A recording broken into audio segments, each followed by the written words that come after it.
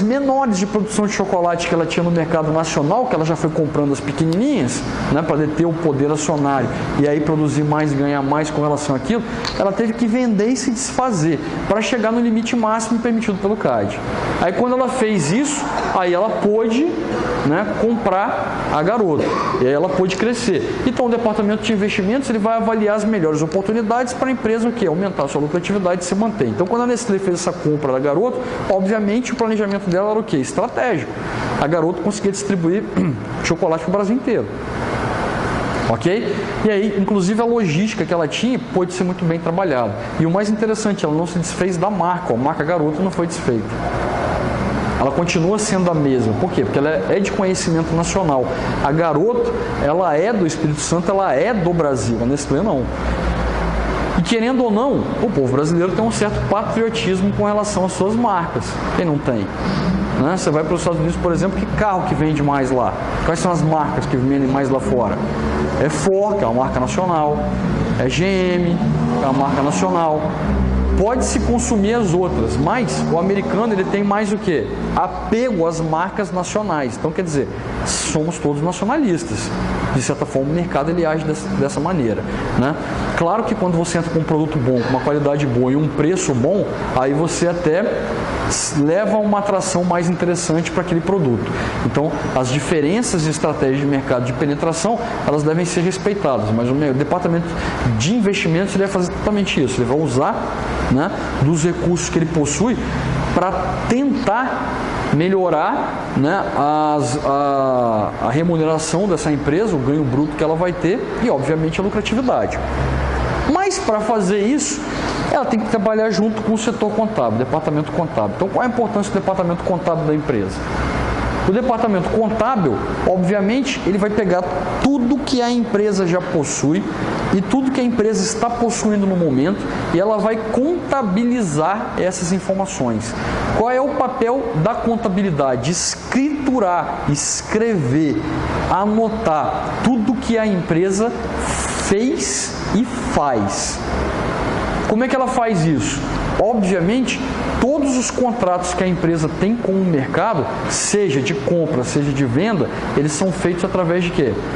De notas fiscais. Normalmente, uma nota fiscal é um contrato assumido pelo Código do Consumidor, né? A nota fiscal vale exatamente o produto que você compra e a garantia sobre o produto adquirido. E aí, quando você faz alguma coisa que se estende além disso, você faz contratos. Então, a constituição de uma empresa nada mais é do que um aglomerado de contratos. Então, por que no curso de administração a gente tem lá direito empresarial, direito contratual, direito administrativo? Por que a gente tem essas matérias, essas disciplinas, né, dentro do curso de administração? Porque a formação de uma empresa ela é baseada no contrato. Então, quando você vai constituir uma empresa, você constitui isso via contrato social, né, via estatuto, e aí isso tudo é registrado, né, ele é feito, ele é acordado e ele é registrado em juntas comerciais, em cartórios, e isso tudo é guardado, selado e autenticado. Quer dizer, tudo que vai acontecer na empresa tem que estar baseado dentro daquele contrato. E cada coisa que você deseje alterar dentro de uma empresa de SA de capital aberto, por exemplo, você tem que fazer o quê? As AGOs ou AGS, Assembleia Geral Ordinária ou Extraordinária, e aí você vai decidir mudanças com relação à estrutura da empresa. E ali dentro é feita uma ata que ela vai ser o quê? Registrada. E ela pode adicionar algo dentro do seu estatuto e sua composição inicial, sendo essa adição tirando ou colocando informações importantes para a empresa. E aí, o que a contabilidade faz? Ela informa exatamente para a empresa, e ela faz isso através de registros, através de livros, né? Toda a sua estrutura. Então, se a gente quiser conhecer uma empresa, a gente faz o quê? A gente vai em cima dos registros. Aí o registro é que vai falar como essa empresa está funcionando no mercado. O que entra, o que sai, qual é o faturamento, qual não é, através de notas fiscais de vendas e através de nota fiscal de compra. Qual é o patrimônio da empresa? Eu comprei todas essas carteiras aqui, eu tenho uma nota fiscal de compra. Eu vendi, qual o preço que eu vendi? Nota fiscal de venda. O que eu produzi, o meu produto, o que eu transformei, né? Toda a matéria-prima e as pessoas envolvidas, a gente envolve compra, que é nota fiscal de compra, a gente paga o salário do funcionário, a gente paga água, luz, telefone, funcionamento. Tudo isso é registrado. Folha de pagamento, né? Você tem lá os talões de pagamento de água, luz, telefone, tudo que tiver. Né? O salário que você paga, você tem um contra-cheque que você paga, tudo isso é o quê? Anotado, escriturado, registrado. E aí, você sabe exatamente como o dinheiro entrou na empresa e como o dinheiro saiu da empresa. Então, a gente sabe toda a movimentação da empresa assim. Então, quando você faz uma auditoria, você faz em cima desses registros. O que não conta nos registros, que não consta aqui dentro, é informação o quê? Ela é uma informação que não foi passada e isso pode gerar um sentimento de quê? De fraude ali dentro. Você está fraudando as informações. Quando você emite uma informação, essa informação que você emite pode impactar nos resultados econômicos e financeiros da empresa. E aí você está fraudando a sua própria empresa. E aí quando você faz isso, você tem punições. Por quê? Qual é o papel da contabilidade de uma empresa? Me ajuda. Qual é a função da contabilidade dentro de uma empresa? Ela faz os registros, né? Organiza as contas. Ela faz isso por dois motivos. O primeiro deles é você organizar e entender tudo que funciona dentro de uma empresa. Então, por exemplo, eu sou um acionista de uma empresa, não estou lá participando da gestão dela, mas eu sou dono. Então ela faz isso para informar para o acionista, o dono e o proprietário, o que está acontecendo com a empresa. Beleza ou não? Segunda função. Qual que é a segunda função? Informar para o governo o que está acontecendo da empresa para gerar os impostos, os encargos. Então, quando eu faço a omissão de uma nota fiscal de venda, eu estou fraudando. Por que eu estou fraudando? Eu não estou informando para os acionistas e para o governo sobre uma venda que eu realizei. E aí eu não vou pagar imposto sobre ela. O acionista não vai ter noção que essa venda foi realizada. Eu não vou distribuir lucro sobre ela. Isso é crime, isso é fraude. E aí quem tem que apurar isso é o escritório de contabilidade. E toda a responsabilidade sobre essas informações da empresa envolve quem? Envolve o presidente, dono da empresa e o escritório de contabilidade. E aí quando isso vai para a justiça, é levado essas duas entidades para lá. A contabilidade porque não informou e o dono da empresa porque também não informou a informação, já que ele é responsável por ela. Então tudo tem que estar aqui registrado. E é por isso que ele trabalha junto com o fiscal e tributário, que é ali que é gerada a carga de imposto em cima. É ali que a informação é passada para o governo. Ok? E aí a gente pega na estrutura aqui o setor de RH, que são as pessoas que trabalham e funcionam dentro da empresa. Numa forma assim, a grosso modo dizendo, a máquina funcional do financeiro da empresa está envolvendo pessoas, governo e os registros. Quem está trabalhando e fazendo dinheiro entrar na empresa, como que isso aqui está sendo tributado e registrado, o que eu pago sobre o que eu ganho, porque lembrem, o governo é um sócio muito grande dentro da empresa, porque querendo ou não, sobre o que você produz, a nossa carga tributária é elevada, ela chega em torno de 35% a 40%, em alguns casos até mais do que 50% sobre o faturamento da empresa, então é seu grande sócio, que não tem responsabilidade, não bota dinheiro, não participa no seu negócio, mas você tem que distribuir grana para esses caras, faz parte, é importante isso para a estrutura de custo de uma empresa, e você tem o quê? Os seus registros e o funcionamento da sua empresa, como ela funciona. Aí você está montando o escopo, né, contábil na empresa, que é esse que eu tenho que avaliar para na hora que eu for fazer o levantamento dos meus custos, eu levo em consideração isso tudo, principalmente a carga tributária também. Ok aqui? E aí a gente puxa isso tudo para quê? Essa informação toda vai gerar o quê? O patrimônio da empresa. Então todo o patrimônio que eu tenho, tudo que eu construí, tudo que ela faz, tudo que ela vende, tudo que ela detém, tudo que é do poder da empresa, ele é relacionado na estrutura patrimonial da empresa. Então é daí, daquelas informações, que a gente constrói as demonstrações contábeis. E nessas demonstrações contábeis é que a gente vai saber o tamanho dessa empresa. O patrimônio dela vai dizer o tamanho dela.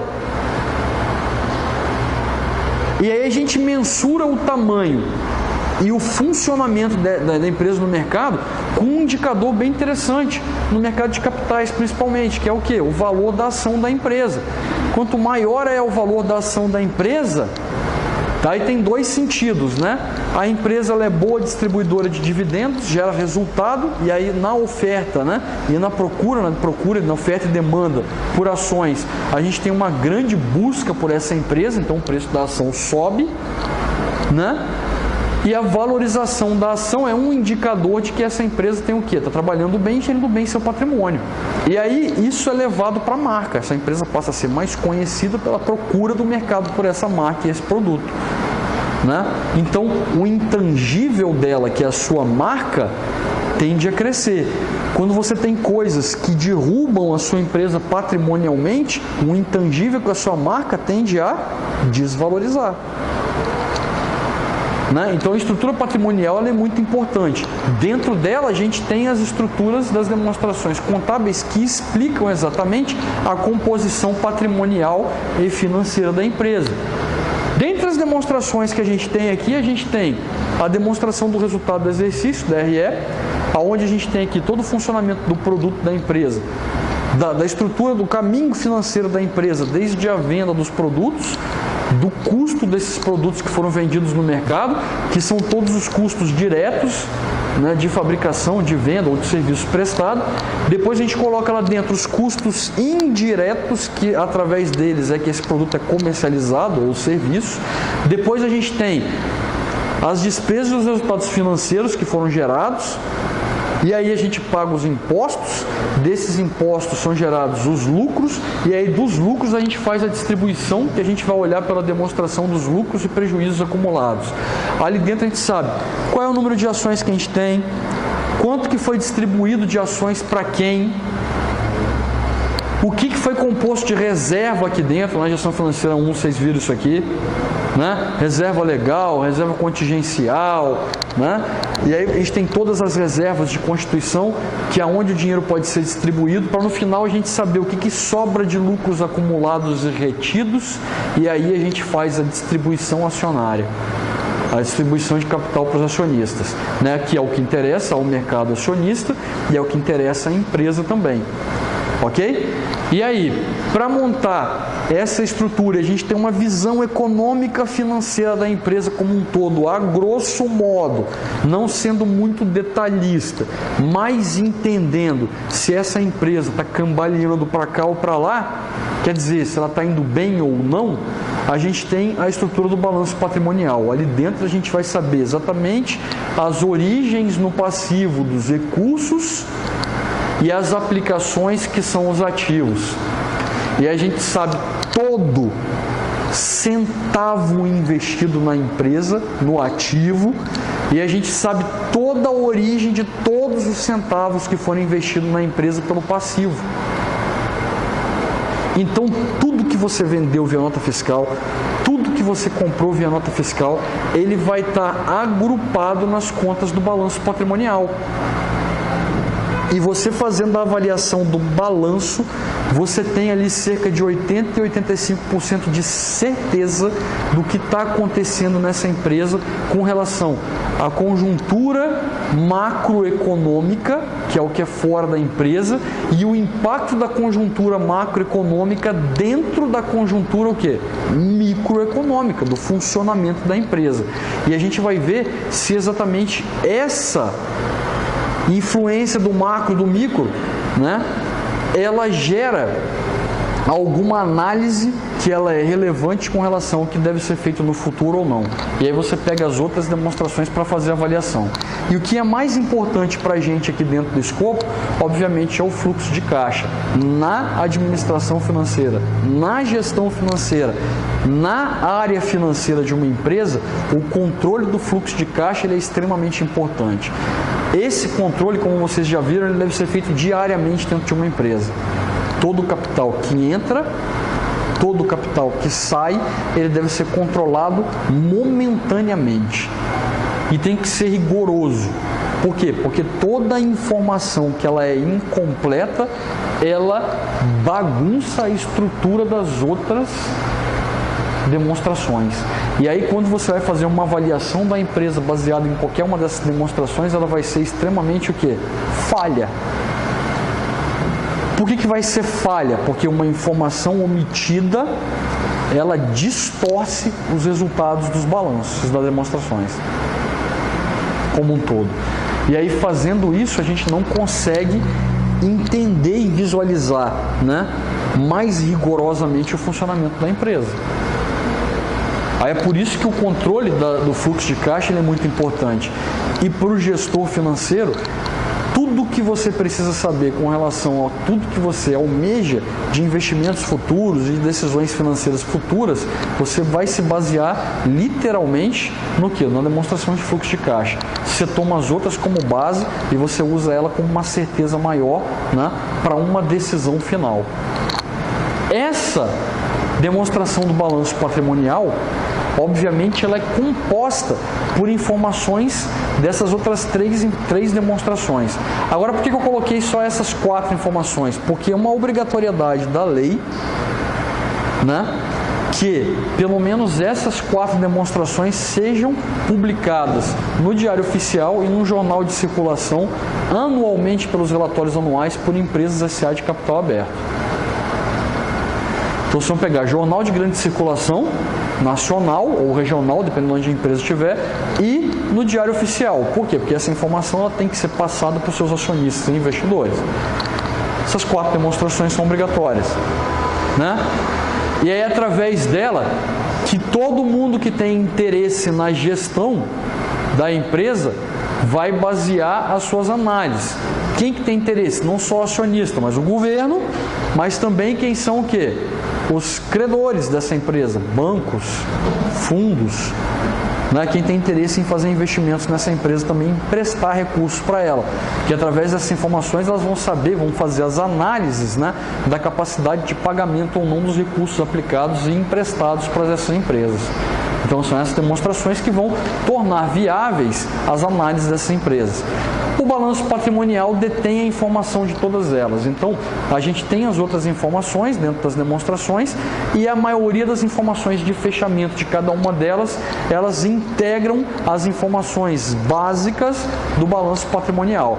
E aí, como eu falei com vocês, o balanço patrimonial ele é dividido em passivos e ativos. O que são os passivos e os ativos?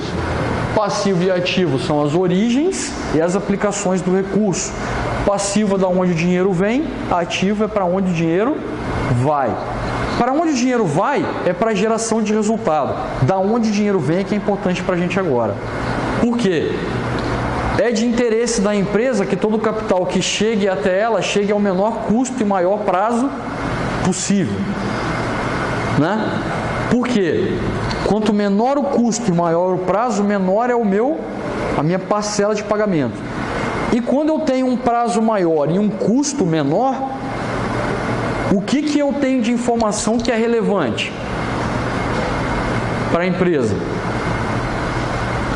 Eu tenho 2 informações, maior lucratividade, né, e maior o que a gente tem na empresa? Alavancagem financeira. O que é maior alavancagem financeira? Quanto mais dinheiro barato eu tenho investido na empresa, mais a empresa pode investir na sua estrutura para gerar maior resultado financeiro. Normalmente, o capital que vai gerar menor custo para uma empresa é que tipo de fonte de capital? Próprio ou de terceiros? Normalmente, quem vai gerar custos mais baratos de fonte de capital é capital de terceiros. Por quê? Porque normalmente você já conhece quais são os custos desse capital e dependendo do volume que você pega, os juros ele é menor. Dependendo das garantias que essa empresa tem, do patrimônio que ela possui, mais garantia ela dá, menor é os juros que pode ser cobrado por ela. Agora tem uma informaçãozinha aí dentro que é muito relevante com relação ao capital de terceiros, que não é atribuído ao capital próprio, que é o quê? É quando você pode pegar exatamente o custo de capital das fontes de terceiro e utilizar ela como benefício fiscal. Como assim, professor? Você pode abater o custo financeiro que você tem, a despesa que você tem financeira com essas fontes de terceiro no resultado do lucro operacional. E aí você tem seu lucro operacional, você abate a despesa financeira, quer dizer, você diminui o seu lucro antes do imposto de renda, que é o seu LAIR. Então você pode pegar o seu LAGIR, descontar os juros, e aí você vai ter um LAIR mais baixo. E aí se você tem um LAIR, que é uma lucratividade antes dos impostos mais baixa, você vai ter o quê? Um benefício fiscal. Você vai pagar menos imposto sobre a alíquota dos impostos, que ele vai incidir sobre o seu LAIR. O que acontece se 100% do capital da empresa ele é próprio? Você não tem despesa financeira, porque quando você vai pagar lá o seu acionista, você paga sobre o lucro líquido, que é o lucro disponível para os acionistas da empresa. E aí, você não tem despesa financeira. Então, o seu LAIR ele é maior do que quando você tem despesas de terceiros dentro da sua empresa. E aí você paga mais impostos para o governo. O que eu estou querendo dizer? Então você tem aqui, né, um benefício fiscal. Quando você usa, você paga mais imposto. Quando você usa mais capital de terceiro, você tem mais benefícios, paga menos imposto. E aí, quando você paga menos imposto, sobra maior lucro. No final sobra maior lucro. E aí você aumenta a lucratividade da empresa. Beleza? E aí como é que é interessante você usar esse capital de terceiros na empresa? Principalmente em investimentos patrimoniais. Por quê?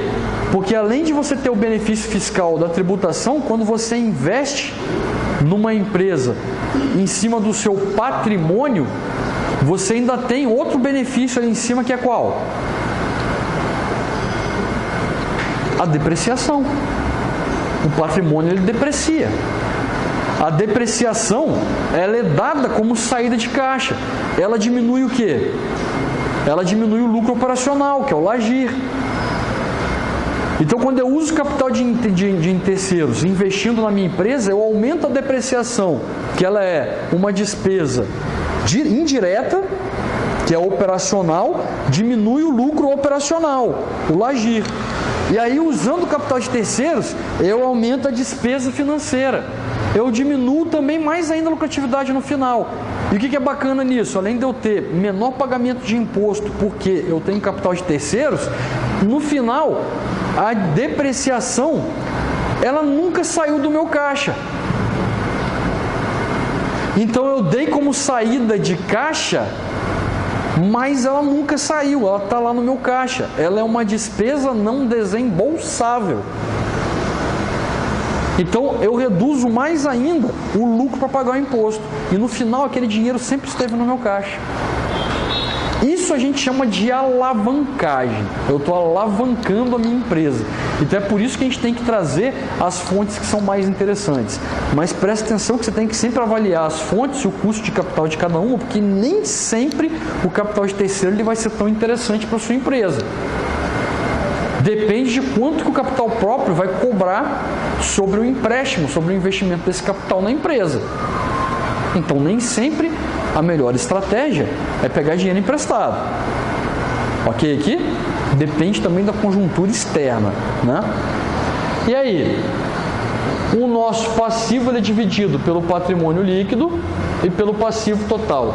O patrimônio líquido é o capital próprio da empresa. Ele constitui capital social. Esse capital social, ele tem ações ordinárias, lucro retido e ações preferenciais. Beleza aqui? Capital social, ele engloba ações ordinárias e ações preferenciais. É tudo dinheiro que foi investido na empresa via recursos próprios. O cara comprou ação, ele é dono da empresa. Como é que ele recebe ganho de capital? Através de distribuição de dividendos. É a única forma que ele tem. Ok? Ou ele vende uma ação valorizada, deixa de ser acionista da empresa e subscreve, né, a sua ação a outro acionista que vai ser proprietário dela. E a gente tem as ações preferenciais. Vamos falar do lucro retido. O que é o lucro retido? Depois de todas as distribuições da empresa, o capital que fica na empresa é o que ela retém. Então ela fez todas as distribuições do lucro para as diversas formas e pagou o dividendo aos acionistas. Sobrou um lucro no final. Esse lucro ela retém. O que ela faz com esse lucro? Normalmente ela reinveste na empresa. Esse lucro que ela tem, que ela reinveste nela mesma, ela cobra juros. Todo o lucro que a empresa tem e que ela retém, ela reinveste na empresa. Então ela paga juros sobre o reinvestimento desse lucro. Beleza? Então ela tem que pagar o dinheiro de volta desse dinheiro que está sendo utilizado. Porque esse lucro não pertence à empresa, ele pertence a quem é de poder de capital próprio. Então, supostamente, o lucro retido é a sobra que os acionistas abriram mão para ser reinvestido na empresa. Então, eles não estão recebendo isso em forma de dividendos, mas estão deixando isso no caixa da empresa para ser reinvestido. Então, a empresa paga também juros sobre esse lucro retido dela. Beleza? É uma fonte de capital. Ações ordinárias e ações preferenciais. A ação ordinária, vocês viram de ação financeira 1, mas eu repito aqui rapidamente. Dá direito a voto. O acionista ordinário ele tem responsabilidade sobre a empresa e o ganho dele de capital é limitado ao ganho da lucratividade da empresa.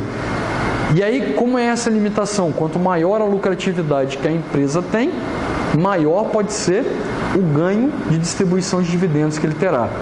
Se a empresa tiver prejuízo, aí esse cara não recebe absolutamente nada. Ele não recebe nada. E se essa empresa quebrar, ele é chamado a pagar a parte do prejuízo determinada pela quantidade de ações que ele possui sobre essa empresa. Então, quer dizer, se tem 1 milhão de ações, ele possui uma ação, ele vai ter 0,001%, por exemplo, de participação sobre o prejuízo daquela empresa. Ele é chamado a pagar. Obviamente que isso é muito difícil no mercado de ações, porque as empresas que estão no mercado de ações são empresas grandes, mais sólidas e passaram por todo um critério de abertura. E normalmente, como elas quebram, por ter um nome, por já ter uma clientela e um produto disponível no mercado, outra empresa do mesmo ramo vai lá e compra ela. E aí, esse acionista, ele vai receber a fração proporcional ao valor da ação daquela empresa no ato da sua venda. Pode ser mais ou pode ser menos. Ele pode receber isso em forma de dinheiro, ou ele pode receber isso em forma de ações da empresa que está comprando, né, essa empresa e aí incorporando a ela. Né? Ou se houver uma fusão em troca de nomes, né, aí ela vai ter parte das ações dessa fusão. O acionista ele participa assim.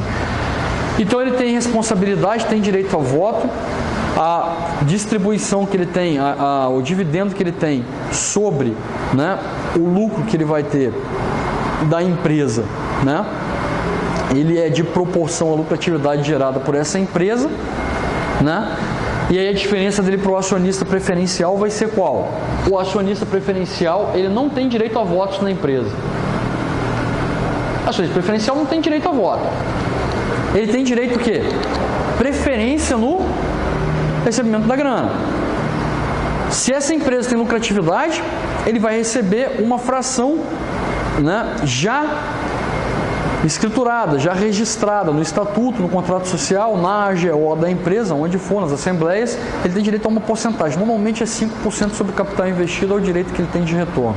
Essa empresa dando lucros estrondosos e dando lucros praticamente insignificantes ou até prejuízo, ele tem que receber uma proporção em cima do dinheiro dele investido. Por quê? Porque como ele não tem direito a voto, não é ele que escolhe quem vai ser os gestores da empresa. Ele não tem direito a voto, ele não escolhe. Então escolhem por ele. E aí qual é a vantagem que ele tem de entrar nisso? Porque o ganho dele é sempre fixado. Ele tem um ganho fixo, uma proporção fixa. Se a empresa quebrar e ainda sobrar dinheiro, aí pagou todos os devedores, no final, o dinheiro que sobra vai ser distribuído para os acionistas, eles têm preferência no recebimento também dessa grana. Se sobrar alguma coisa para eles, beleza. Se sobrar alguma coisa, se for tudo para eles e não sobrar para o acionista ordinário, o acionista ordinário, não sobra nada. Se tiver prejuízo, a limitação do prejuízo dele é em cima do valor da ação. Então o que ele perde é o dinheiro investido na empresa. Ele sai com uma mão na frente e outra atrás.